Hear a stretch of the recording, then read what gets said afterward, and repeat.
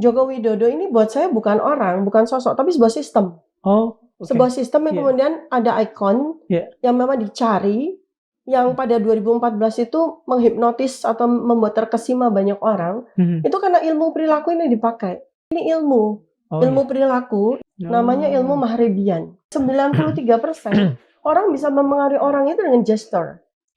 Kemudian dengan body language dan dengan face language aja. Itulah yang mengunci sebuah framing yang sangat kuat bahwa Joko Widodo adalah seorang yang sama seperti kebanyakan rakyat Indonesia. Apakah sekarang ini ilmu itu masih bisa dipakai? Oh no. Saya mau kasih tahu, 10 tahun rakyat Indonesia itu mencerdas dengan cepat. A blessing in disguise-nya dari sebuah peristiwa ijazah ini, 93% rakyat Indonesia berbasis algoritma menyatakan bahwa ijazah ini palsu. Saya ada private meeting gitu ya, dengan sekitar level 2 dari presiden gitu. Artinya kan itu sampai kepada presiden. Minggu lalu ketika saya seharusnya itu bicara di depan komite percepatan reformasi kepolisian, saya ada prediksi kan segala kemungkinan, maka saya udah sampaikan rilis saya, apa yang saya sampaikan sebagai sebuah solusi. Saya kasih amplop, jadi ada 10 komisioner, ya udah saya kasih satu-satu. Situasinya sekarang mantan Presiden Joko Widodo ini sakit berat. Autoimun yang berat dan agresif. Allah Subhanahu wa taala itu maha baik ya. Kepada orang autoimun tuh diberitahu apa yang terjadi di dalam organ-organmu yang sel-selnya itu saling merusak satu sama lain, saling berperang satu sama lain, saling bertempur satu sama lain. Kan bukan cuma kulitnya aja yang rusak, bukan cuma rambutnya aja, mohon maaf ya, jadi botak, enggak. Itu representasi dari apa yang terjadi pada organ-organ, termasuk ginjal, termasuk sistem darah, termasuk liver, termasuk jantung dan sebagainya. Seandainya Dokter Tifa diminta untuk mengobati Pak Jokowi, lebih dari mau, karena saya dokter. Simpulan terakhir saya kepada mantan Presiden Joko Widodo itu ya, ini benar-benar orang yang tidak punya batas kepuasan ya terhadap apapun secara materialistiknya. Jadi dia tuh nggak tahu batas.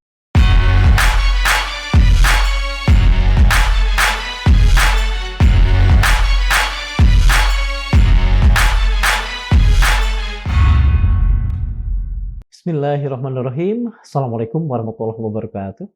Sobat Madilog, ini adalah saat yang sangat menggembirakan dan barangkali sebuah anugerah bagi kita semua.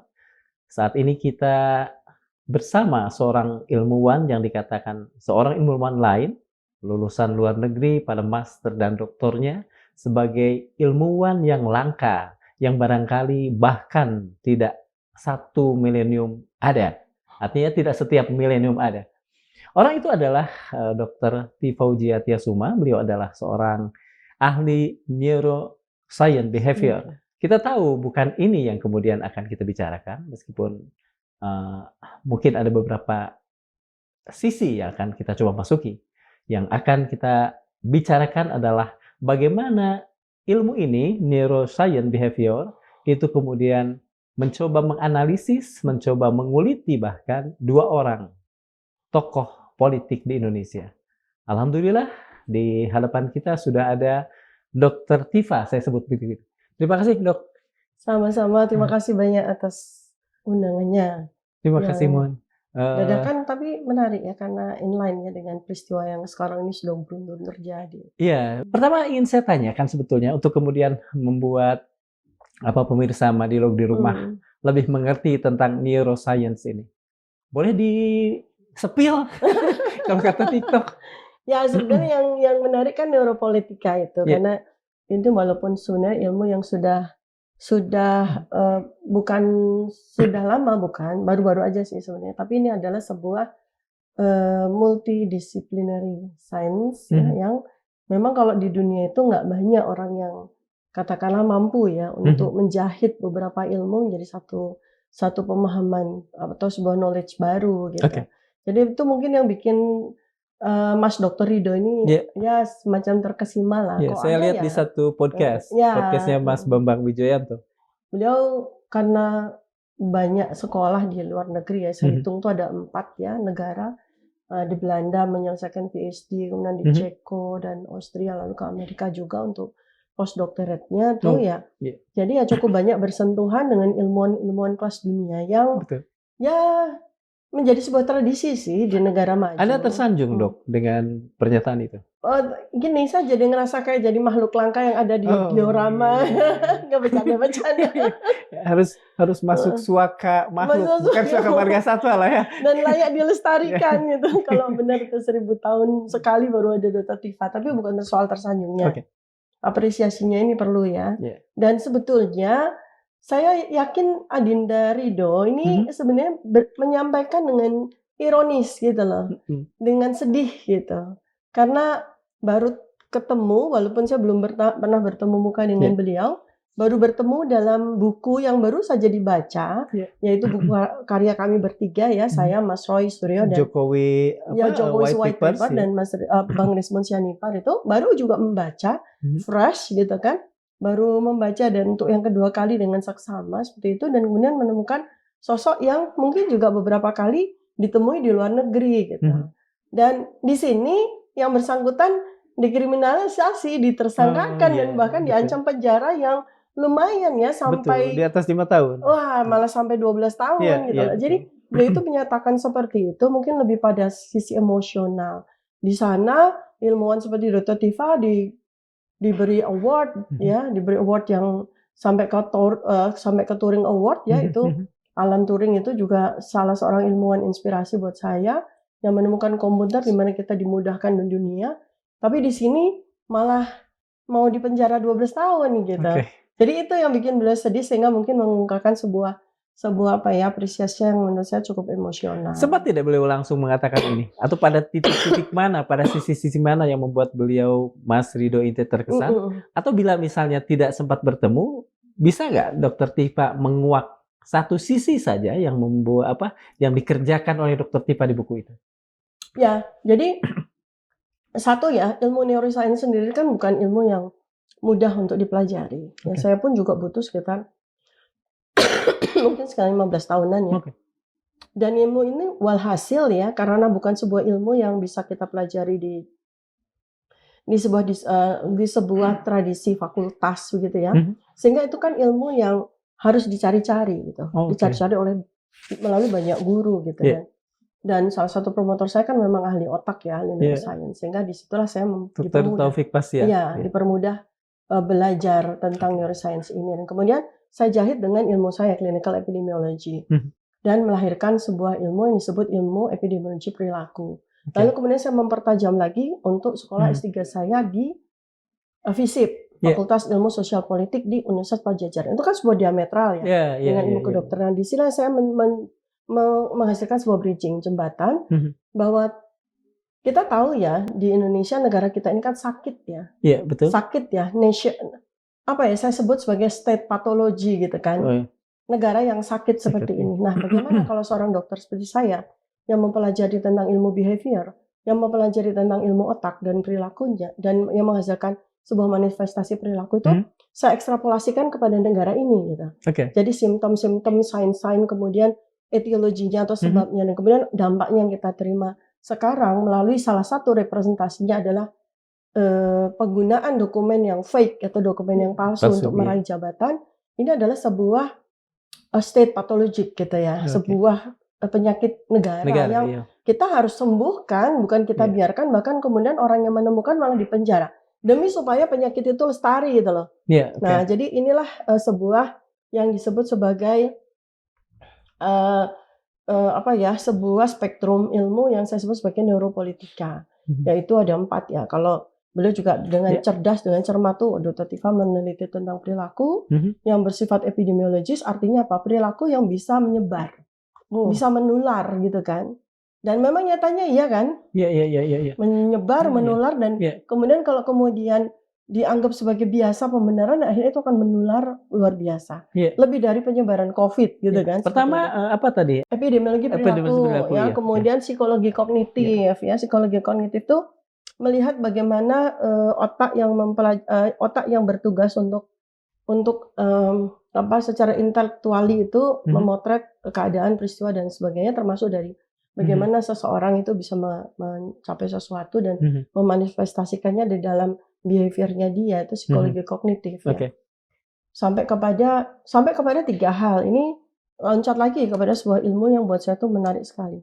Jadi ilmu perilaku ya. Oke. Ya. Behavior Itu, ya. ya, behavior itu bagaimana sebetulnya citra dari gesture, kemudian dari body language. Kemudian terakhir itu face language yang saya pakai di buku saya Jokowi's White Paper itu. Namanya Facial Action Coding System. Itu lebih daripada sebuah mesin lie detector yang paling canggih sekalipun. Karena otot wajah kita, ya, otot wajah kita tuh bisa merepresentasikan bagaimana otak kita itu berpikir dan mencerna, kemudian menghasilkan sebuah representasi dari perilaku. Dan itu nggak bisa bohong. Oke, Dok, saya langsung pada beberapa hal yang mungkin itu ini namanya psikologi kognitif. ya. Lalu kemudian saya akan lari lagi kepada forensik dokumen. Oke. Jadi dari situ ke forensik dokumen dan ilmu politik yang kritis ya, critical political science gitu. Jadi itu kan memang tidak sederhana ya. Betul. Makanya Pak Mas Rido ini tiba-tiba bisa gitu ya. Iya. Gitu. Dok, ini ada satu hal yang menarik buat saya ya, dan barangkali juga saya mohon diterangkan, seberapa menyebar dalam 10 tahun ini? Dengan penyebaran seperti apa sih sebetulnya sifat-sifat tadi yang patologis sifatnya itu bisa disebarkan? Itu seperti apa? Dengan cara apa sebetulnya penyebarannya? Ya, jadi sebenarnya gini. Jadi ada salah seorang guru saya dalam ilmu psikiatri, ya Profesor Suwadi. Itu waktu saya ambil S1 di UGM ya. Itu beliau mengatakan begini. Jangan salah ya. Ilmu jiwa itu seperti ilmu virologi atau ilmu infeksi. Ilmu jiwa itu menular loh. Bisa menginfeksi? Menular, iya. Kenapa? Karena otak kita tuh bekerja resonansif, ya. Bekerja dengan gelombang. Nah, gelombang inilah yang bisa menyebar antara kita dengan kita. Maka itu kan, sebaiknya kita itu bergaul dengan orang baik, sehingga resonansi kita, frekuensi gelombang kita itu juga sama-sama baik ketemu dengan baik. Tetapi apa jadinya kalau ada orang baik, kemudian ketemu dengan orang yang tidak baik? Kalah atau menang? Ya seperti kita tahu ribuan tahun ya. Bahkan Nabi pun hanya memiliki sejumlah pengikut gitu loh. Padahal kebaikan ilahiyah yang diberikan kepada Nabi, Rasul ya. Bahkan ada Nabi yang buat saya itu inspiratif, namanya Nabi Sam'un. Itu buat saya itu kayak yang selama ini kan Nabi Sam'un ya. Nabi Sam'un itu usia kalau nggak salah itu ratusan tahun. Sampai wafatnya tuh nggak ada satupun orang yang ikut ya, menjadi pengikutnya ya, true believer-nya. Iya, benar-benar mengajarkan kebaikan selama ratusan tahun, nggak ada satupun orang yang ikut gitu loh. Jadi itulah yang namanya kebaikannya. Tapi saya sangat meyakini namanya kebaikan di dalamnya ada kebenaran Allah itu pasti akan dijaga dan dilindungi oleh Allah Subhanahu wa taala. Kalau tidak salah di tahun 2014 Pak Jokowi itu memenangkan kontestasi dengan lebih dari 50%. Ini adalah angka yang dominan kan? Artinya orang yang kemudian terserap untuk masuk ke dalam lingkaran beliau itu sekitar lebih dari 50%. Dan pasti akan lebih karena bagaimana kan beliau gula ya. Begitu punya kekuasaan akan lebih banyak lagi orang yang datang. Dengan kondisi itu, dokter bisa memperkirakan tidak seberapa banyak warga negara Indonesia yang kemudian terinfeksi kalau memang ada persoalan patologis pada diri Pak Jokowi? Gini, bukan soal patologisnya ya, tapi ini ilmu perilaku yang benar-benar secara precise dipakai oleh mungkin sejumlah orang yang menjadi desainer atau menjadi arsitek ya dari pemenangan seorang yang bernama Joko Widodo. Jadi ini sebetulnya Joko Widodo ini buat saya bukan orang, bukan sosok, tapi sebuah sistem. Sebuah sistem yang kemudian ada ikon yang memang dicari, yang pada 2014 itu menghipnotis atau membuat terkesima banyak orang. Itu karena ilmu perilaku ini dipakai. Namanya ilmu Mahribian. Mahribian ditemukan oleh seorang profesor namanya Albert Mahribian. Jadi ilmu Mahribian itu menyatakan bahwa sebetulnya orang bisa katakanlah bisa ikut ya atau bisa terpengaruh kepada seseorang itu nggak dari voice atau nggak dari verbalnya. Verbal itu cukup 7% aja. Iya, 7% aja, 93% orang bisa mempengaruhi orang itu dengan gesture. Kemudian dengan body language dan dengan face language aja gitu loh. Orang jadi katakanlah dari kalau kita lihat ya bagaimana representasi kognitif atau intelektual dari masyarakat Indonesia, sehingga 50% lebih itu bisa memilih seorang Joko Widodo yang, maaf ya, dari sisi wajahnya itu sangat seperti itu, dari kognitifnya juga sangat sederhana, punya kosakata yang sangat minimal, bajunya pun juga di framing ya, bajunya 100.000, 165. iya 165.000, sepatunya Saya catat soalnya. catat ya, celananya berapa, terus ini dan dipakai secara konsisten itu kemudian itulah yang apa namanya mengunci sebuah framing yang sangat kuat bahwa Joko Widodo adalah seorang yang sama seperti kebanyakan rakyat Indonesia. Dan itulah yang membuat dia menang. Itu ilmunya ilmu Mahardian. Nah, masalahnya adalah apakah sekarang ini ilmu itu masih bisa dipakai? Oh no. Saya mau kasih tahu, 10 tahun rakyat Indonesia itu mencerdas dengan cepat. Gara-gara itu dari keyakinan atau dari satu riset? Hasil riset dong. Riset ya? Iya, riset bahwa 10 tahun ini rakyat Indonesia wah hebat nih. Mencerdas dengan cepat. Fast learning gitu. Iya, karena kan ilmu risetnya ini 3 bulan yang lalu ya, dan ini sebenarnya mengikuti dari fenomena ijazah ini kan. Sangat diikuti oleh rakyat. Kami aja kemarin itu barusan tur ke beberapa kota di ini, kita ketemu dengan grassroots. Kita ketemu dengan rakyat bawah.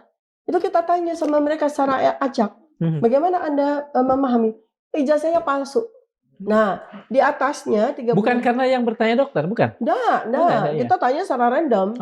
Mereka nggak tahu saya. Iya, kita ketemu gitu kita tanya. Dan ini metodologis ya, artinya kita ngambil pola acak yang terstruktur sehingga kita menghasilkan sebuah simpulan yang logis, yang metodologis begitu ya. Nah, ini untuk menambahkan dari sebuah penelitian berbasis algoritma di 3 bulan yang lalu yang dilakukan oleh Drone Emprit itu saya sudah sampaikan ke Mas Reza Indragiri ya. Itu kan sudah terbentuk sebuah pernyataan organik ya, 93% rakyat Indonesia berbasis algoritma menyatakan bahwa ijazah ini palsu. Ini sebenarnya kalau kita lihat implementasinya di ilmu neuroscience behavior ini confirm sejalan lah ya. Merepresentasikan dari kecerdasan otak orang rakyat Indonesia. Jadi sekarang ini a blessing in disguise-nya dari sebuah peristiwa ijazah ini, satu, rakyat Indonesia mencerdas dengan cepat, dan yakin saya imunitas kognitif mereka tercapai. Kuat gitu ya. Ya. Mereka yang akan terinfeksi adalah mereka yang tersedot berada pada inner circle lah, atau mungkin sempat bersentuhan dalam tanda petik. Tapi kalau misalnya tadi saya mendengar dari dokter ada disebut juga gestur, ada disebut juga face, mimik. Artinya sebetulnya kekuatan atau kita sebut saja ya daya rusak dari penyakit ini jauh lebih besar karena dia bisa menyentuh bahkan orang yang ratusan kilo di sana ya. Iya, itulah ya karena resonansi mungkin kita kalau resonansi itu ada jarak ya, ya misalnya gini, seorang guru atau dosen itu bisa memengaruhi sampai di sekitar 100 meter begitu ya, resonansinya tuh kebaca. Makanya saya kalau ngajar sebelum saya bicara tuh saya selalu tanya sama yang ujung. Ya, assalamualaikum. Iya, gimana? Lihat bisa lihat saya dengan baik nggak? Yang ujung sana bisa lihat saya. Itu misalnya saya resonansi saya sampai ke sana nggak? Karena saya nggak mau saya ngajar orangnya tidur gitu kan, yang di ujung sana. Gitu. Jadi ketika saya mengajar, saya nggak mengajar kepada orang-orang yang dekat sini nggak. Saya mengajar kepada orang yang sana, karena orang yang sana itu bisa melihat saya dengan tepat, menyimak saya dengan tepat, maka orang yang di depan saya nggak ada masalah gitu kan. Nah, tetapi sekarang amplifikasinya itu melalui virtual kan, melalui digital. Betul. Itu bisa menjangkau sampai kutub utara gitu loh.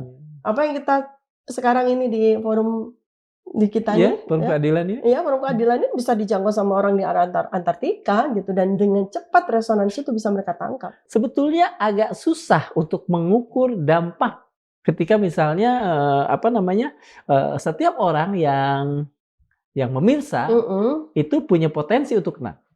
Bisa diukur. Itulah gunanya ini metodologi kuantitatif. Kita bisa ukur kan di buku saya juga saya kuantifikasi kan. Jadi ini kan sebuah penelitian kualitatif nih. Jadi saya menggunakan beberapa metodologi kan di dalam buku tersebut. Ada leadership trait analysis, menggunakan facial action coding system, kemudian menggunakan assessment at distance gitu ya. Itu kan semua kualitatif. Nah, ilmu saya pakai, teknologi saya pakai dengan mengkuantifikasinya dengan matematika gitu. Oke. Karena pada dasarnya basic ilmu saya untuk mastering saya itu kan epidemiologi. Ya. Epidemiologi itu sekali lagi saya tekankan, epidemiologi itu adalah matematikanya kedokteran. Oh, oke. Iya, matematikanya kedokteran. Jadi segala sesuatu yang ada di sini nih saya lihat angka gitu. Iya. Dan kemudian saya masukkan ke dalam perhitungan kan jadi binary ya. Iya. Biner ya. Ya. Jadi itu saya ngeliat segala sesuatu tuh angka gitu. Ya. Kemudian 0101. Ya, seperti itu. Kemudian dikuantifikasi menjadi binary dan kemudian bisa dihitung. Sehingga precise gitu. Seperti yang Mas Ridho kan orang AI, dia kan langsung nyambung nih matematika itu. Nambah lagi kepada Bang Rismo, nambah lagi kepada Mas Rismo, ya memang orang-orang seperti itu, orang-orang biner gitu loh. Jadi itulah namanya tuh teknologi ya. Di 2014 Pak Jokowi muncul, membius sekian banyak orang. Saya tidak tahu catatan dokter. Bahasa awamnya membius ya. Ya, catatan dokter berapa banyak lah yang terbius ya. Kalau misalnya itu diukur hanya dengan hasil Pilpres, ya sekian lah. Ya. Karena saya juga tidak tahu hasil Pilpresnya ya. Kemudian di 2019, 2025 saat ini. Seberapa kalau dalam ini, apalagi tadi saya mendengar dokter mengatakan bahwa publik Indonesia cepat belajar. Ya.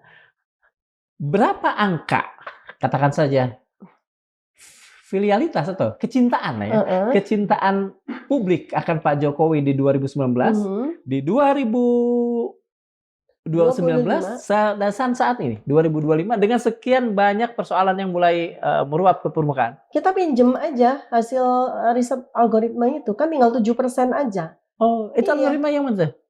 Yang mana? Pinjam yang mana? Survei algoritma analisis survei algoritma tadi kan 93% versus 7% kan. Oh iya. Ya udah kita ambil aja dan 7% itu pun juga anorganik loh. Bukan organik, ya udah kita ambil aja deh. Oh, yang don't print ya? Iya, don't print itu kan akurat, valid ya. Betul. 7% itu nggak semua organik loh, itu anorganik loh. Udah anggap aja lah mereka itu organik lah, orang lah gitu, bukan robot gitu kan. Seperti itu, anggap aja 7%. Dia mau bertahan dengan cara gimana gitu loh. Makanya kan belum apa-apa dari sejak beberapa bulan yang lalu ketika buku penelitian sudah selesai, lalu kemudian kamu bukukan di akhir Agustus 2025, sudah sampaikan bagaimana sih solusinya gitu. Saya ada private meeting gitu ya. Ya ini confidential sebenarnya nggak boleh saya sampaikan, tapi saya dengan sekitar level 2 dari presiden gitu kan. Itu bertanya kamu solusinya gimana, Dokter? Level 2 dari presiden itu apa? Wakil menteri? Level 2 lah pokoknya gitu ya. Level 2. Level 1 kan menteri ya, level 2 level 2. Oke, siap. Artinya kan itu sampai kepada presiden kan.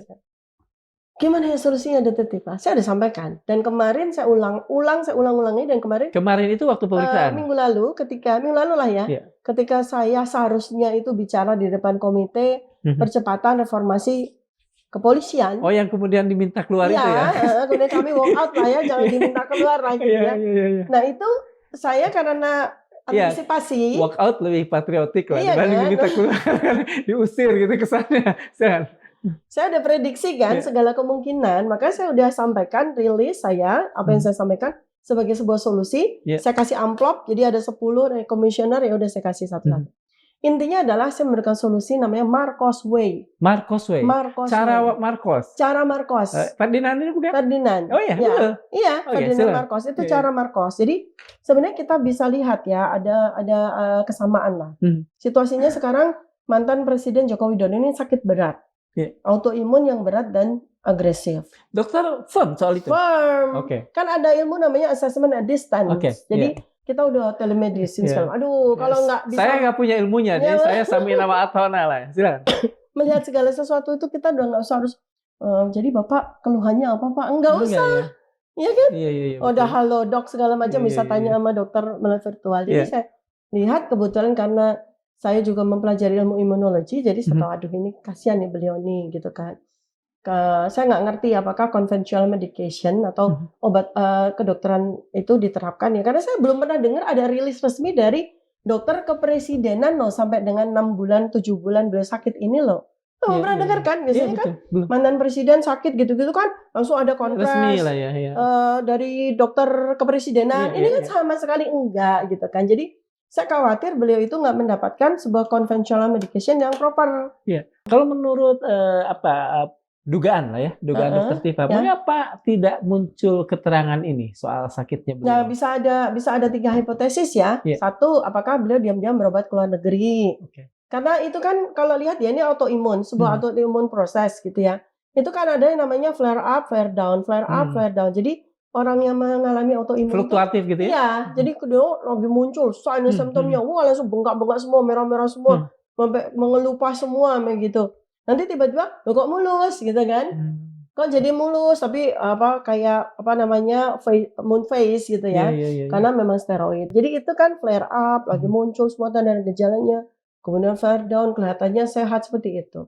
Tapi masalahnya adalah yang di dalam itu nggak bisa begitu. Itu Jiwa? hanya bukan organ-organ yang Organ di di dalam. dalam. Jadi sebenarnya autoimun itu kan sebenarnya kan Allah Subhanahu wa taala itu maha baik ya. Kepada orang autoimun tuh diberitahu apa yang terjadi di dalam organ-organmu yang sel-selnya itu saling merusak satu sama lain, saling berperang satu sama lain, saling bertempur satu sama lain. Kan bukan cuma kulitnya aja yang rusak, Iya, iya, iya. bukan cuma rambutnya aja, mohon maaf ya, Iya, jadi iya, iya, iya. botak, enggak. Itu representasi dari apa yang terjadi pada organ-organ, termasuk ginjal, termasuk sistem darah, termasuk liver, termasuk jantung dan sebagainya. Itu pun otak juga itu Iya. mengalami kerusakan yang sama dengan yang kelihatan. Jadi sebetulnya kebaikan Allah itu harus dilihat gitu loh. Bukan kemudian malah denial, mengatakan, "Oh, saya cuma alergi atau apa." Aduh, Iya, saya iya, sedih iya. sekali gitu.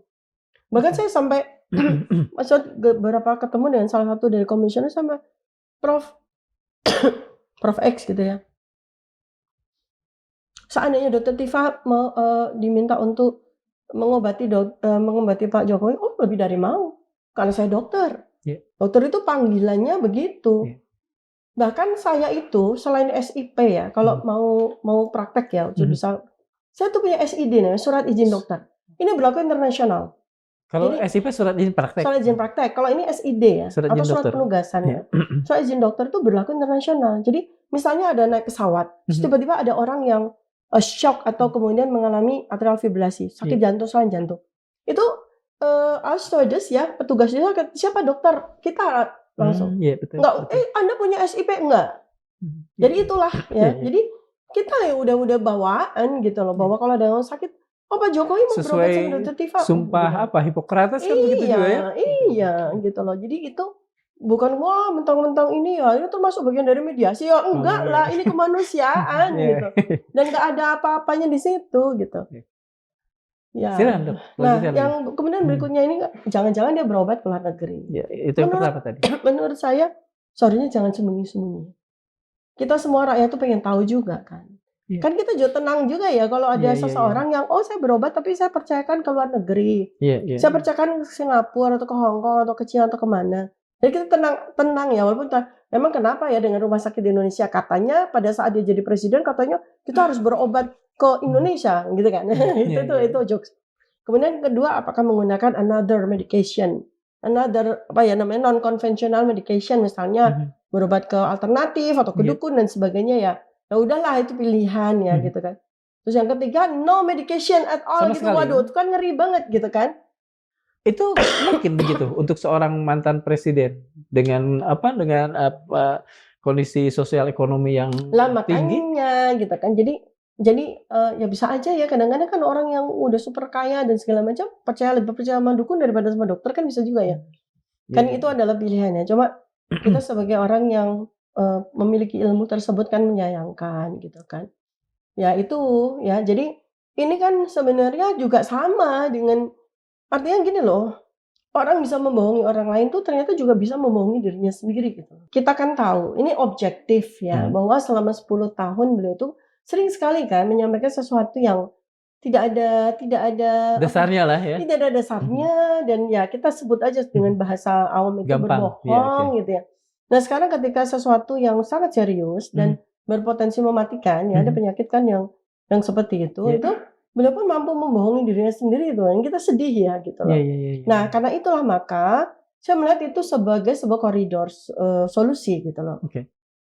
Bagaimana kalau apa yang dilakukan tadi oleh Marcos Way tadi negara Filipina itu kepada Ferdinand Marcos waktu itu juga udah sakit-sakitan gitu ya, sampai sudah kan gagal ginjal ya kronis gitu, udah dibawa ke Hawaii aja gitu kan, sampai the rest of his life gitu loh. Betul. Dan itu kan oke ya gitu, dan Kemudian juga sekian puluh tahun kemudian ya bongbong anaknya jadi presiden gitu Iya, kan. Jadi betul. emang ya mungkin seperti itulah ya yang apa namanya yang yang terjadi namanya juga.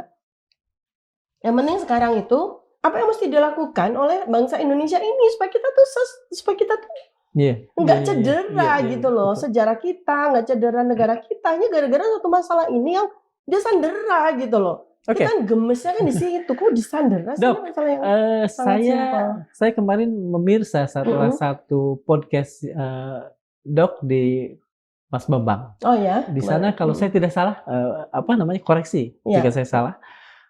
Dok menyatakan bahwa dokter tidak terlalu yakin bahwa nanti di pengadilan akan keluar itu Ijazahnya. pembuktian ijazah itu. Iya, bukan saya pastikan ya, tapi masalahnya kan ini nggak usah kita yang meneliti ya, tapi dari sisi behavior aja, yang menunjukkan bahwa memang dia tidak punya ijazah asli gitu loh. Oke. Karena kan sesuatu yang sangat simpel. Iya. Kalau orang memang memiliki Iya. ijazah asli itu nggak sungkan dengan penuh kebanggaan, kan ini rakyat loh yang bilang gitu. Iya. Tapi ketika 11 tahun loh gitu loh, bahkan kemudian sampai menghasilkan pemenjaraan dari Pak Bambang Tri tahun 2016, tambah lagi tahun 2022, tambah lagi Gus Nur, itu juga nggak keluar. Kemudian beberapa bulan ini kan juga banyak sekali pengadilan, ya, utamanya di Solo dan Jogja, itu yang sudah sampai di level pembuktian ijazah. Itu nggak juga keluar loh. Yang dimotori, dikomandani oleh yang sekarang juga jadi koordinator lawyer saya, Pak Dr. Muhammad Taufik, dari Solo. Itu nggak juga keluar loh. Ada berapa di sana? Ada berapa kasus? 7. Semua mentah NO karena ya itu tadi nggak mau menunjukkan, padahal dia sendiri bilang kan, saya akan menyerahkan ijazah saya di pengadilan gitu. Ini aja soal ijazah karena saya kan ini ya baru saja 13 November 2025 kemarin dilakukan pemeriksaan. Itu kan saya tanya, Pak, ada 3 kan? Tanggal 26 Juli 2025 ketika Pak Joko Widodo itu menyatakan dirinya sakit sehingga nggak bisa diperiksa, itu kan Polda Metro Jaya sampai ke Solo, ya kan? Kemudian beliau konfres mengatakan bahwa ijazah saya disita oleh Polda Metro Jaya 26 Juli 2025. Artinya kan ijazah itu ada di Polda Metro Jaya, ya nggak? Nah, kemudian beberapa hari yang lalu, beberapa minggu yang lalu, ketika pemeriksaan itu, nggak yang tanggal berapa ya? Saya nggak notice. Seorang termul keluar dari kediamannya Pak Jokowi menyatakan bahwa kami baru aja melihat ijazah. Lah ini yang bohong siapa? Betul. Makanya Karena kemarin apa yang dikatakan kan ada di Polda Metro Jaya. Kan 26 Juli Polda. Ini Pak Joko Widodo sendiri bilang. Kemudian beberapa waktu yang lalu termul keluar dari kediaman beliau, kami baru aja lihat gitu kan. Nah, kemarin di tanggal 13 November 2025 saya tanya sama pemeriksa, Pak, kan ijazahnya ada di Polda Metro Jaya. Lihat dong. Berarti saya mesti lihat sebelum saya menyampaikan keterangan saya. Oh, ijazah itu di Puslap Fordok gitu kan. Bu. Terus dia mana? Oh, di seal. Jadi dikasih apalah gitu. Jadi kan membuat semua orang jadi tertular. Inilah ya yang saya sebut sebagai yang seperti itu menular ya. Akhirnya terpaksa dia berbohong kepada saya kan. Dok, yakin itu berbohong dari apa? Dari gestur, dari muka atau apa? Kan saya bilang ini ilmu maharibian. Iya kan? Ilmu maharibian. Kita tuh percaya sama verbal orang itu 7% aja. 7% aja ya. Yang menjelaskan dia bohong atau jujur 93% itu dari gesture, body language, face language itu yang kemudian ada ilmunya sendiri sama facial action coding system ya. Itu yang saya tulis di saya. Dan ini supaya tahu juga masyarakatnya banyak. Dr. Tifa memang cuma meneliti face-nya Pak Joko Widodo, enggak. Saya mengeksersis beberapa. Ini kan karena ini yang lagi relevan kan gitu. Saya ini sebagai sebuah exercise buat saya untuk menajamkan ilmu saya sering melakukan facts ini ya, facial action coding system pada banyak orang. Untuk melihat repetitif enggak. Karena sebuah ilmu itu benar ya, atau ilmu itu valid atau akurat itu kalau kita bisa repetisikan dan menghasilkan kesimpulan yang sama kan itu berarti itu established. Harus selalu diuji. Harus selalu diuji dan established. 10 tahun Pak Jokowi memerintah ya, dokter kemudian bukan meriset ya, meneliti itu. Apa sih sebetulnya yang paling menonjol, paling dominan dari beliau pada sisi-sisi apa? Apakah pada sisi pengambilan keputusan, pola komunikasi, atau hal-hal lain? Misalnya respon terhadap kritik atau apa? Yang sangat dominan dari beliau dan oh ini beda dengan yang lain. Kalau saya sih lihatnya gini ya, simpulan terakhir saya kepada mantan Presiden Joko Widodo itu ya. Ya, ini benar-benar orang yang tidak punya batas kepuasan. Oke. Ya, terhadap apapun. Secara materialistiknya. Dia tuh nggak tahu batas gitu. Dan ini sangat mengerikan ya. Karena dia pun mengajak serta banyak orang untuk melakukan itu gitu. Satu, dia nggak punya batas terhadap berapa banyak sih yang bisa saya ambil. Kekayaan, berapa banyak sih kekuasaan yang bisa saya raih. Nggak puas. Sampai dia karena dia batal untuk bisa melanjutkan presidensinya untuk yang ketiga kali, dia kemudian memaksakan anaknya untuk menjadi wakil presidennya. Dia pikir ini sekarang diupayakan setengah mati sekuat tenaga agar nanti ini pun yang akan jadi presiden kan gitu. Jadi ini orang nggak punya batas. Dan yang kedua, nggak punya batas terhadap moral, terhadap etika, itu nggak punya batas. Bayangkan ini yang terakhir kita lihat ya, ada bandara yang iya loh, yang ini Morowali, artinya ini orang nggak punya batas. Dia itu membuat negara dalam negara. Ini makar kan? Dalam ilmu apa ya, hukum tata negara ini kan makar dong. Membuat seseorang membuat negara dalam negara. Makar dong. Hukumannya mati loh makar itu. Dok, ini nggak punya batas gitu. Betul. Dokter mengambil kesimpulan seperti itu apakah dari tadi bukti-bukti tadi di Morowali lah, kemudian dia menyokong anaknya dan sebagainya, atau justru dari sesuatu yang sifatnya lebih mungkin apa namanya inherent dari Pak Jokowi sendiri? Iya, itu kan inward, inherent ya, dan kemudian jadi outward. Oke. Iya, inward dan kemudian jadi outward ya. Jadi inward looking dia tuh jelek sekali, sehingga menghasilkan sebuah outward looking yang juga sama jeleknya. Artinya gini, saya boleh melakukan apa saja karena saya presiden. Dan itu kemudian meresonansi kepada orang-orang di sekitarnya. Sehingga mereka juga boleh melakukan apa saja. Saya tuh baru lihat ya di Twitter. Masya Allah, koruptor-koruptor itu dong. Wah, angkanya itu mengerikan sekali gitu. Kita aja kebayang orang melakukan korupsi 1 triliun itu kayak gimana sih gitu. Angkanya tuh 300 triliun, 500 triliun, 1000 triliun. Jadi semua orang dalam 10 tahun itu yang memiliki kekuasaan atas sesuatu itu tertular. Tertular habit, behavior tidak punya batas. Kalau dalam bahasa hukum Mbak Bivitri waktu itu mengatakan tahan malu gitu kan. Buat saya nggak punya batas, malunya itu nggak ada gitu. Misalnya contoh dia mengatakan mobil yang sangat populer itu ya, SMK. Legend, mobil SMK sudah dipesan 6.000 gitu. Dia bisa aja ngomong 12.000 atau ngomong 3.000. Pokoknya apapun yang terlintas dalam perspektifnya nggak punya batas itu dia bisa aja. Jadi Mas kalau mau pesan nanti 3 tahun lagi baru datang itu dengan santainya. Yang waktu itu beliau bicara pada Mas Tommy yang mewawancarinya, saya masih ingat waktu itu. Itu nggak punya batas gitu. Saya pernah membaca iseng-iseng, Freud itu pernah mengatakan bahwa soal-soal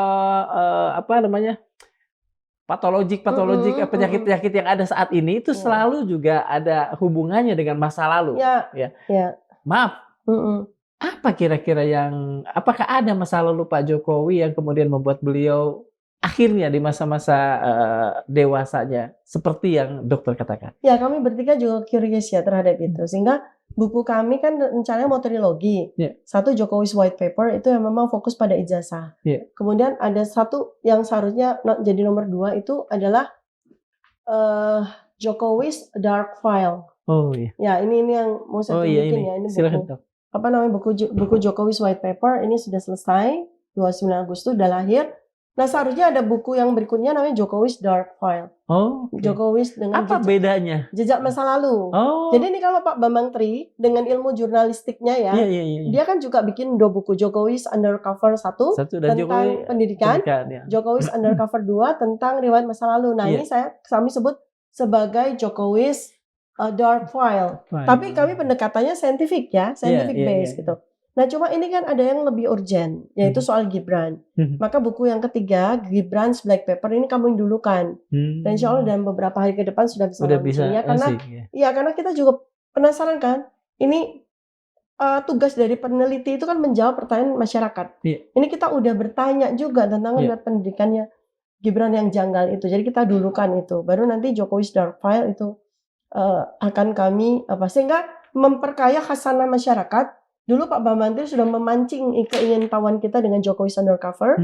Nah, kita akan pertajam lagi dengan scientific base. Kita lagi melakukan penelitian tentang itu. Apa yang membedakan urusan konten-konten di Jokowi's White Paper dengan di Jokowi's Dark File itu? Ya, lebih kepada jejak masa lalu. Jadi ini ya, tadi saya menjawab dengan memutar begitu ya. Iya, betul. Intinya sebenarnya gini. Ada pepatah Jawa yang menurut saya itu memang harus kita pakai untuk segala aspek. Apa? Namanya itu bibit, bebet, bobot. Jadi nggak cuma cari menantu aja nih. Ya sebaiknya begitu, tapi mencari pemimpin, mencari apapun lah, sampai mencari, mohon maaf nih, ART aja kita juga harus tahu loh bibit, bebet, bobotnya ya. Itu penting sekali loh. Bibit, bebet, bobot. Jadi bibit itu DNA sebetulnya. DNA itu kan sifatnya primordialistik. Jadi kita tuh tidak boleh berpikir bahwa DNA yang ada, catatan yang ada pada DNA kita, ya itu yang panjangnya tuh bisa 3 kali jarak antara bumi sampai ke bulan, bisa 3 kali. Itu mencatat rekaman memori maupun ingatan dan apapun yang terjadi pada manusia tuh ribuan tahun loh. Itu tersimpan dalam DNA kita. Jadi bukan cuma DNA-nya kita terus nanti ayah ibu kita kakak, enggak. Penting banget tuh bibit ya. Kemudian bebet itu kan ya bebet itu behavior terus kelihatan behavior orang tuanya seperti apa, behaviornya seperti apa, dia sendiri seperti apa. Bobot tuh riwayat pendidikan. Jadi ini saya sendiri sebenarnya protes ya, karena kan masa sih presiden kita cuma SMA sih gitu loh. Tapi itu kan udah jadi keputusan ya. Iya, sekarang ini abad 21, bukan abad 20, bukan abad 19, ini abad 21. Nanti yang milih presiden itu Gen Z. Yang kita nih orang tua dari Gen Z tuh pengen anak kita sampai S4, S5 kalau ada kan gitu, nggak cuma S3 gitu. Nggak cuma S1, S2, S3, S4, S5 kalau ada S7 gitu kan. Saya aja sekarang S3 sama S4 kan. Yang sudah ada 7 baru bintang. Iya, makanya. Terus presidennya SMA gitu. Apalagi sekarang kita memandang fotonya wakil presiden, ini SMA juga dia enggak gitu. Gimana coba bayangkan.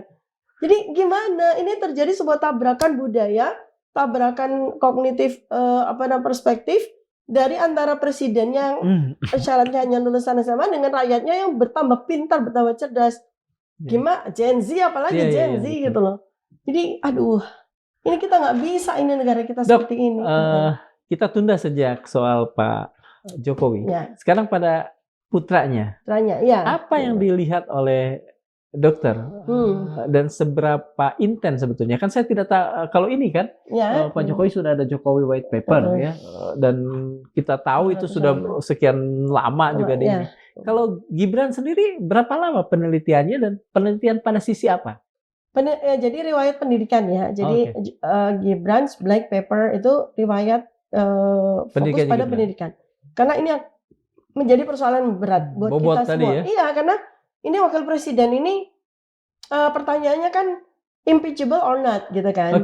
Ya, dari mana ya? Kan ada undang-undangnya kan bahwa dia syarat minimal menjadi wakil presiden tamat SMA. Tamat SMA. Nah, sekarang kami bertiga tuh sudah melakukan penelitian berbasis investigasi data maupun metadata loh. Jangan lupa loh ya, ada metadata ya. Itu menguat bahwa ternyata yang diklaim oleh yang bersangkutan sampai di KPU pada waktu di wali kota di Sultan 2019 sampai wakil presiden kemarin tahun 2020 di KPU pusat itu fake gitu. SD-nya, SD-nya masih oke lah. SMP-nya kita juga lagi menelusuri. Jangan-jangan dia nggak punya ijazah SMP, kita lagi telusuri. Karena dia entry kayak ada loncat kayak overlap gitu antara SMP kelas 7, 8, 9 ya. 9-nya itu dengan dia masuk dia entry ke Orchid Park Secondary School itu kan which is itu adalah SMP plus bukan SMA ya. Dan ternyata di Kementerian Pendidikan Dasar dan Menengah Kemendikdasmen itu ternyata dia memasukkan datanya itu hanya punya raport 2 tahun. Nggak mungkin, padahal di Orchid Park Secondary School itu kalau dia lulus O level itu dia harus menempuh 4 tahun. Artinya dia harus punya raport 4 tahun. Dia hanya punya raport 2 tahun. 2 tahun Gitu. kosong ya? 2 tahun kosong. Pernahkah dokter kemudian melakukan penelitian yang berbasis neuroscience tadi pada Gibran? Oh iya kan. Boleh di ya, jadi angkat. Memang sedikit berbeda karena kalau untuk Bang Rismon dan Mas Roy itu mereka berbasis data ya. Data dan tidak perlu harus rigid digital forensic method seperti yang kami bikin ya, Bang Rismon terutama Mas Roy itu bikin dengan ilmu mereka. Jadi memang kita tuh benar-benar basis data. Yang kita cari itu data, kemudian kita analisis, nggak perlu terlalu banyak dengan menggunakan ilmu digital forensik. Jadi kita melihat kesesuaian, kemudian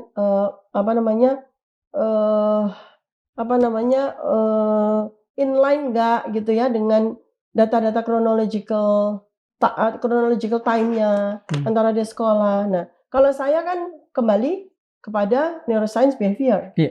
Bagaimana gesture, sekali lagi kan. Bagaimana gesture, kemudian bagaimana body language, face language dari seorang Gibran Rakabuming itu cocok nggak dengan data-data yang ditemukan oleh dan dianalisis oleh Rismon dan Roy gitu. Nah inilah perpaduan antara meta ilmu kami ya. Jadi saya di behavior, cocok nggak sih nih lulus? Temuannya gimana? Ya, di spill. Di spill. Saya pikir ini kita buka-bukaan lah. Ya, jadi simpulan kita seperti yang sudah disampaikan oleh Bang Rismon ya di banyak tempat di Twitter maupun di media-media ya. Ya dia memang tidak lulus SMA gitu. Nggak ada bukti secara metadata, nggak ada bukti secara dokumentatif, nggak ada bukti secara behavior bahwa dia pernah lulus SMA. Apa dari penampakan keseharian Mas Gibran yang kemudian dokter bisa mengatakan, oh ini kok gini, ini kok gitu, apa misalnya? Ya ini malah lebih gimana ya? Jadi lebih parah lah kalau saya sebut daripada bapaknya gitu ya. Jadi lebih parahnya itu sama sekali secara kognitif itu sama sekali tidak menunjukkan bahwa anak ini benar-benar orang ini ya, beliau ini gitu ya. Karena kenapa saya sebut anak ya, memang kayak umur anak saya gitu kan. Benar-benar yang tidak. Kalau saya menyebut bapak karena beliau wakil presiden. Oh gitu ya. Kebiasaan Gibran. Jadi bapak ya, saudara bapak ya. Jadi ini benar-benar yang gimana ya? Kita nggak pernah melihat sebuah presentasi kognitif yang memadai, bahkan di level SMA sekalipun gitu ya. Contoh misalnya, Indonesia itu kan punya sekitar lebih dari 400 suku. Iya betul. Dia suatu ketika main-main di media gitu, ditanya sebutkan 6 suku yang ada di Indonesia itu pun dia nggak mampu gitu loh. Ini SD aja, anak SD aja mestinya lebih daripada mampu untuk menyebutkan sekitar 50 suku yang ada di Indonesia. Dari 400 ya? Iya, sekitar 400 ya, bahkan lebih ya. Menyebutkan 6 aja balik dia. Iya. Jawa, Sunda, Betawi, balik lagi Madura, balik lagi Jawa loh, gimana nih? Dari situ. Dan yang saya teliti ini ada lebih dari 53 gesture dan body language yang tidak harus 53, tapi nggak usah kasih beberapa satu aja tuh ya, satu aja. Yang soal kemudian suku. Ya, jadi ada satu lagi yang beberapa nih ya, saya lihat ya. Pada waktu beliau terutama itu yang banyak saya temukan videonya kan pada waktu sedang kampanye ya. Itu kan banyak hal yang menarik kan seperti menyebutkan asam folat dengan asam sulfat gitu. Saya bukan soal itunya, tapi banyak gesturnya gitu. Dia benar-benar nggak tahu kalau dia menyebutkan hal yang salah dan fatal. Jadi dengan waktu itu dok melihat beliau mengatakan itu dengan firm padahal salah dan uncorrected gitu loh. Jadi dia tidak tahu bahwa dia salah gitu. Nah ini ciri khas. Nah kemudian lebih menarik lagi adalah karena untuk Gibran ini kan saya menggunakan 3 instrumen yang sudah saya pakai di buku Jokowi, facial action coding system saya pakai. Jadi bagaimana mikrogerakan otot wajah gitu ya. Jadi itu tuh bisa mencerminkan bagaimana emosi, kontrol diri, respons kognitif, itu dari otot wajah yang ada di wajah kita, itu kan, itu menghasilkan sebuah action unit gitu ya. Nah itu ilmunya ilmu yang udah established ya, Paul Ekman tahun 1978. Kemudian saya juga melakukan assessment secara assessment at distance. Ini juga saya pakai untuk Jokowi. Bagaimana saya menilai pola pikirnya, kemudian kedalaman kognitifnya, argumentasinya, kapasitas intelektualnya, itu kan kelihatan dari ya dengan ilmu ini ya. Kemudian yang ketiga itu saya melakukan yang disebut sebagai multifactor leadership questionnaire. Jadi saya mengukur gaya kepemimpinan. Karena ini kan sebetulnya ya saya kan gini, kita kan punya Presiden Prabowo Subianto, mudah-mudahan beliau sehat sampai akhir hayatnya. Amin. Cuma kan beliau ini dalam kondisi sudah berusia lanjut ya. Orang Indonesia kan tidak punya life expectancy seperti orang Barat, ya kan. Nah, banyak yang harus dikoreksi. Saya sebenarnya juga pengen juga sih membantu mengkoreksi ya supaya beliau itu lebih sehat dan memiliki life expectancy. Karena kita yang paling ditakuti sama masyarakat Indonesia itu kalau terjadi sesuatu, sakit dan sebagainya, maka kita terpaksa menerima Presiden Gibran Rakabuming yang ditakuti sama rakyat Indonesia kan itu. Makanya kan saya lihat dengan multifactor leadership questionnaire itu gimana ya? Dia mampu melakukan transformasi, dia mau melakukan transaksi, atau kan dia hanya pasif aja dan kemudian menjadi boneka banyak orang. Hasilnya? Nah ini yang ya rendah gitu loh. Rendah, jadi gimana dong? Saya sudah gini, kemarin ada di satu podcast tuh saya sampaikan gini. Pak Joko Widodo kan nggak punya batas puas. Dan dia ingin sekali anaknya menjadi presiden sama seperti dirinya. Terus kenapa nggak 10 tahun itu ini si Gibran ini anak ini ya 10 tahun gitu loh. Di brainwash Iya. Maksudnya nggak punya SMA ya kejar pakai C. 10 tahun bisa S1, bisa S2, nggak usah ya. Karena kalau lihat dari undang-undangnya kan cukup tamat SMA, tapi benar-benar eligible, benar-benar ini loh. Ijazah SMA saya bukan yang dia tunjukkan ini ijazah Bradford University. Malah kita jadi kepengen ke Inggris. Benar nggak gitu? Karena diaspora Inggris sudah katakan bahwa nggak ada nama Gibran Rakabuming itu di Bradford University. Bahkan di Singapura, di MDI, bukan di Singapura, di MDI, ada namanya perhimpunan mahasiswa yang punya record kan. Mahasiswa orang yang pernah menjadi mahasiswa universitas di Singapura itu kan ada recordnya, tuh nggak ada loh namanya. Kalau nggak salah semacam PPIA ya seperti itu kan, iya ada indeksnya kan, itu nggak ada. Jadi ini kita perlu pergi ke sana, makanya kita ditersangkakan dan dicekal supaya kita nggak ke Singapura seperti rencana kita. Yang lain 1-2 lagi barangkali? Ya, terus kemudian ya beberapa yang memang terbanyak itu di waktu Pilpres ya. Kemudian, nah yang paling menarik adalah saya juga melakukan penelitian tentang yang menjadi polemik banyak orang terkait dengan masa lalu Gibran adalah Fufu-Fafa fenomena. Itu saya teliti. Fufu-Fafa saya teliti dari bagaimana teori ekspresi emosi itu diajawantakan di dalam narasi ya. Dan ini waduh fatal gitu. Dan Mas Roy Suryo kan berdasarkan metadata yang dia temukan memang Fufu-Fafa ini adalah beliau gitu. Makanya ini saya teliti Fufu-Fafanya. Dan ya ini bagaimana nih ceritanya, karena kita udah terlanjur punya. Jadi nah biarkan nanti hukum tata negara yang menyelesaikan kan. Apakah ini impeachable atau tidak berdasarkan dari. Jadi kami ini peneliti 3 orang ini, ilmuwan 3 orang ini bermaksud untuk memberikan sumbangan pemikiran kami yang menurut sudah diafirmasi oleh Dr. Ridho Ramdan bahwa mustahil untuk dibantah. Penelitian kami bertiga ini mustahil untuk dibantah. Jadi kalau memang pihak dari Pak Joko Widodo maupun dari Gibran mau membantah, bantahlah dengan ilmu yang setara. Jadi jangan kami dibantah dengan orang atau ilmu yang kurang setara dari kami. Atau dengan kriminalisasi apalagi? Problemnya adalah saya adalah kandidat doktor. Seorang doktor itu tugasnya 2. Menemukan ilmu baru atau conceptual framework baru, ya. Menemukan teori baru, conceptual framework baru, atau menemukan ilmu baru. Yang saya temukan kan 2 hal ini. Jadi siapa yang bisa membantah? Promotor saya aja tugasnya tidak membantah saya, tapi membantu mengkonstruksi teori dan ilmu yang saya temukan ini. Sehingga lah promotor saya day by day. Ya kan, day by day membantu saya mengkonstruksi ilmu. Jadi siapa yang bisa membantu ilmu saya? Ya inilah kesulitannya seorang dokter kan itu. Dan kesulitan untuk dibantahnya gitu loh. Dari penelitian melalui neuroscience itu, bagaimana Gibran bersangkutan dengan emosinya? Apakah cukup terjaga atau kurang terjaga atau apalah misalnya terma-terma yang dipakai untuk itu? Iya, jadi melalui facial action coding system yang saya lihat pada Gibran ya dari sini, saya sedihnya itu karena gini, saya tidak melihat otentitas dari sosok manusia gitu. Tidak otentik. Tidak otentik. Ini kalau Joko Widodo ijazahnya, ini adalah pribadinya. Iya. Sebetulnya apa yang disebut dengan pribadi yang otentik itu atau tadi? Ya, nanti bisa lihat ya dari bagaimana analisis facial action coding system ya. Jadi ini ketika bicara itu ada guratan tertentu di dahi, ada bentuk alis yang kemudian berubah. Itu tanda apa? Ya ini namanya namanya action unit.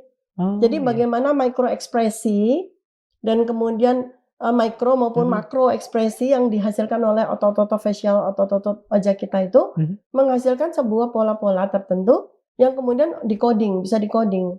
Jadi itu nanti akan menghasilkan ini orang ini bicara dengan gesture yang otentik atau unotentik gitu. Dan hasilnya itu nilainya cuma 3 gitu loh.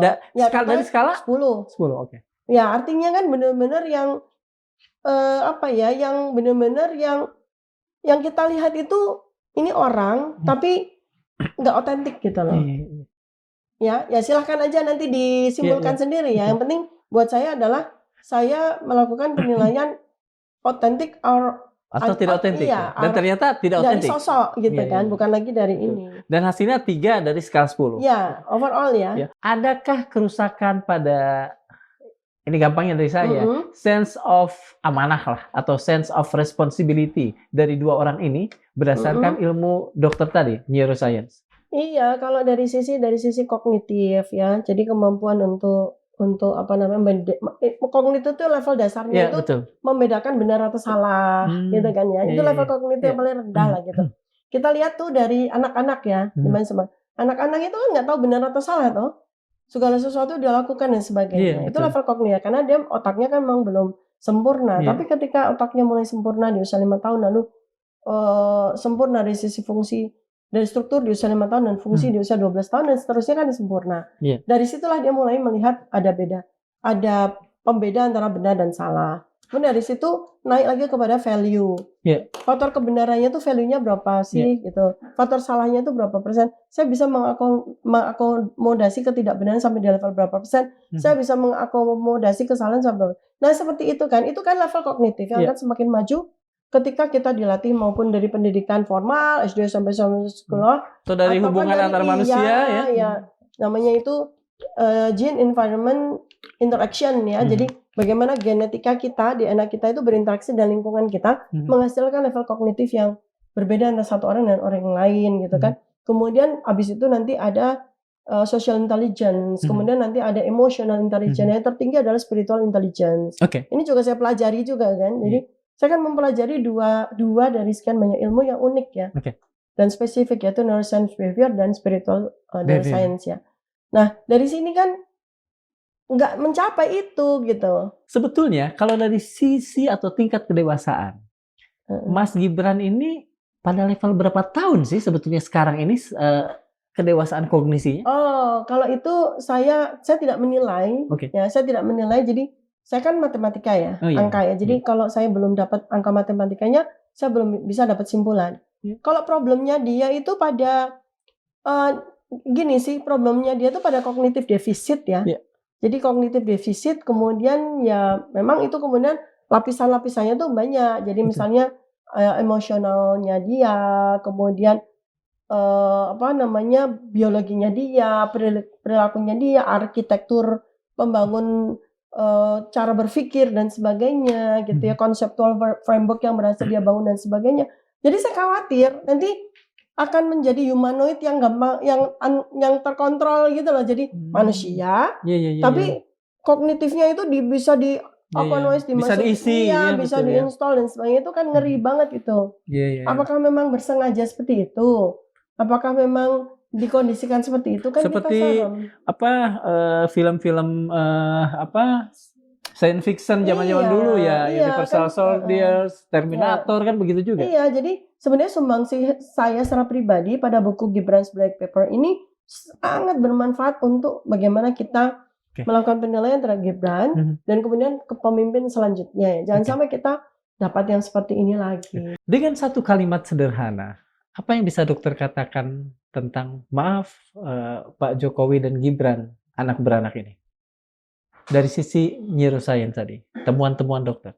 Ya, jadi berdasarkan dari simpulan yang saya atau kami bertiga itu dapatkan simpulan kami dari meta ilmu kami ya, yang sudah kami tuangkan ya, ini ijazah Pak Joko Widodo ini bermasalah alias tidak asli atau palsu lah seperti itu. Nah, konsekuensi dari sisi behavior seharusnya beliau itu mengakui. Ya kan? Soal hukum yang lain lagi. Iya, betul. Seharusnya kalau beliau itu adalah orang yang mampu membedakan benar dan salah, beliau secara level kognitif itu mampu untuk menilai batas puas ataupun tidak, itu beliau dengan legowo itu mengakui. Tetapi yang dilakukan kan tidak. Dengan susah payah, dengan sekarang ini ibarat kata tuh orang mau tenggelam tuh ngambilin apa aja, bahkan sampai kemudian berpikir bahwa kalau kami dikriminalisasi lalu kami dipenjarakan masalahnya selesai. Itu level kognitif yang paling rendah di situ. Ya kan? Udah nggak bisa lagi orang kami dikriminalisasi saja, sudah banyak nih dokter dan profesor yang melakukan gugatan loh. Ini sebentar lagi gugatan pidana bermunculan dari berbagai penjuru Indonesia loh ya. Gitu. Untuk kasus yang sama ya? Iya, untuk konsekuensi hal ini gitu. Betul. Nah sekarang kepada sisi Gibran. Ya, Gibran ini udah terlanjur di apa namanya angkat apa itulah ya. Udah terlanjur duduk lah ya, udah tunjuk duduk sebagai wakil presiden. Kami sebagai peneliti itu sudah menyajikan bahwa dokumen-dokumen dan berikut riwayat pendidikan dari seorang Gibran ini bermasalah. Gampangannya pakai simbolannya Bang Rismond. Gibran tidak pernah lulus SMA. Dan ini sangat bermasalah dari sisi undang-undang kan. Nah, jadi tinggal sekarang ya hukum. Hukum apa tuh? Tata negara kan yang akan dan ini kita ke DPR kan gitu. Supaya DPR kan juga punya hak kan untuk ini hukum apa ya? Pidana ya. Kalau ini pidana. Ya udah biarkan diurus sama ahli hukum pidana. Mungkin nanti ada ahli hukum pidana yang melihat sisi itunya. Iya, melihat sisi itu. Ada hukum tata negara yang melihat soal sah atau tidaknya barangkali ya. Ya kan undang-undang ini ya saya sudah lihat. Tapi ini kan bukan domain saya ya. Jadi saya tidak ada dalam khasanah untuk bisa ini biar urusan para ahli hukum ya gitu. Nah, saya ini menyajikan sesuatu yang sulit untuk dibantah.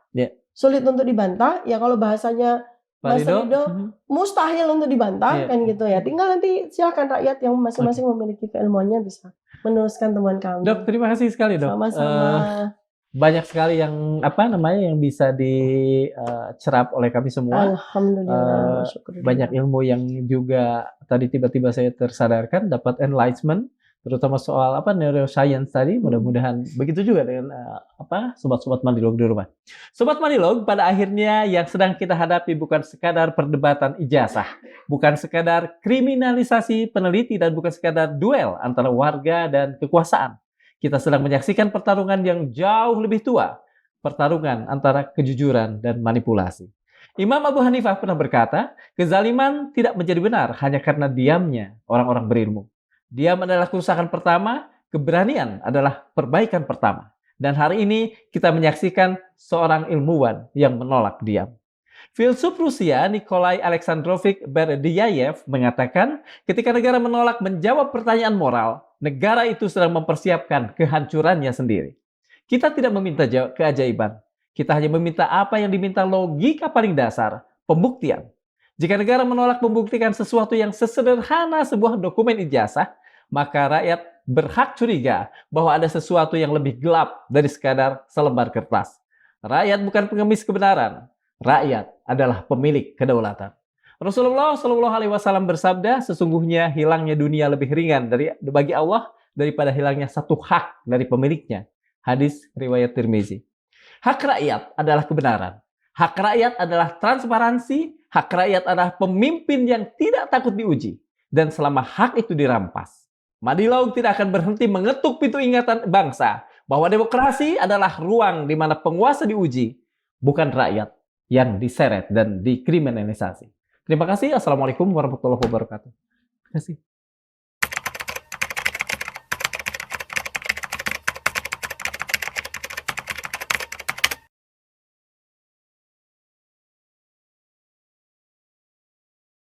Thank you.